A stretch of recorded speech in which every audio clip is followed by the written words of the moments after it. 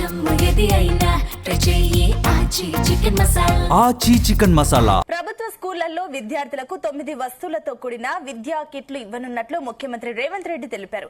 ఈ కిట్ల కోసం 1100 కోట్ల రూపాయలు కేటాయించినట్లు వెల్లడించారు. ప్రజాపాలన ప్రగతి ప్రణాళికలో భాగంగా ప్రభుత్వం విద్యా వారోత్సవాలు నిర్వహిస్తోంది.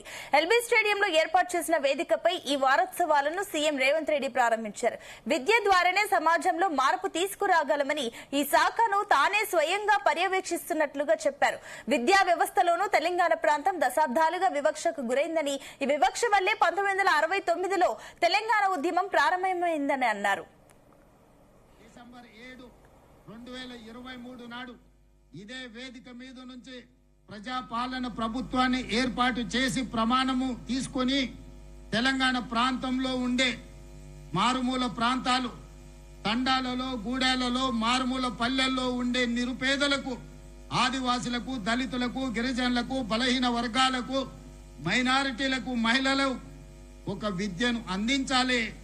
ఈ విద్య ద్వారానే ఈ సమాజంలో మార్పు తీసుకురాగలుగుతామని భావించి ఆనాటి నుంచి ఈనాటి వరకు ఆ శాఖను నా దగ్గరనే పెట్టుకొని ప్రత్యక్షంగా పర్యవేక్షిస్తూ అవసరమైన నిధులను, అనుమతులను మంజూరు చేస్తూ ఒక్కొక్క అడుగు ముందుకు వేస్తా ఉన్నాం.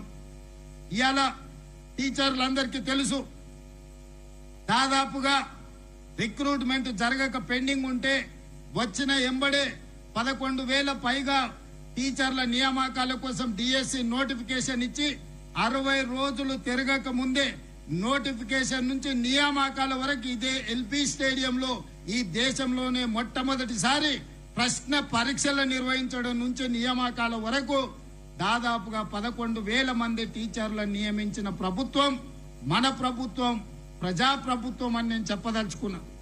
దాదాపుగా 20 సంవత్సరాలు మీకు ప్రమోషన్లు లేవు.